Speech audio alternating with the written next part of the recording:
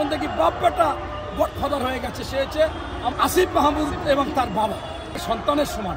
এদের সমালোচনা আমি করতে চাই না, বলতেছি বাবারা সঠিক অ্যাঙ্গেলে চলে আসো, সঠিক পথে চলে আসো। তোমরা রাজনৈতিক দল করেছো, করবা, তোমরা আগামী দিনে ভবিষ্যতে নেতৃত্ব দিবা। তবে এইভাবে তোমরা চাঁদা কালেকশন করবা, বিভিন্ন জায়গায় দখল করবা, তদবির বাণিজ্য করবা, চাকরি দিবা, এরকম আমরা একসময় শুনেছিলাম যে বাংলাদেশের গডফাদার হচ্ছে আপনার জয়নাল হাজারী, এরপর শুনেছিলাম বাংলাদেশের গডফাদার হচ্ছে শামীম ওসমান। এখন দেখি যে আমরা ছোটবেলায় সিনেমা দেখতাম বাপ বেটা 420, এখন দেখি বাপ বেটা গডফাদার হয়ে গেছে। সে হচ্ছে আমাদের এই যে একজন আপনার আসিফ মাহমুদ এবং তার বাবা, সেখানে তাদের বিরুদ্ধে কোনো কথা বলা যায় না।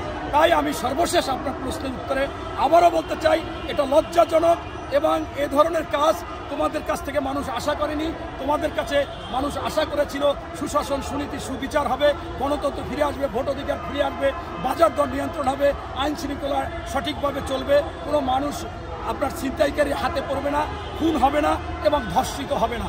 তাই তোমরা, আমার মনে হয় দেশপ্রেম নিয়ে তোমাদের উচিত রাজনীতি করা। এভাবে ইতিমধ্যে আপনারা দেখেছেন তাদেরকে শোকাজও করেছে দল, অর্থাৎ কিছুটা অপরাধী না হলে তার শোকাজ করে না।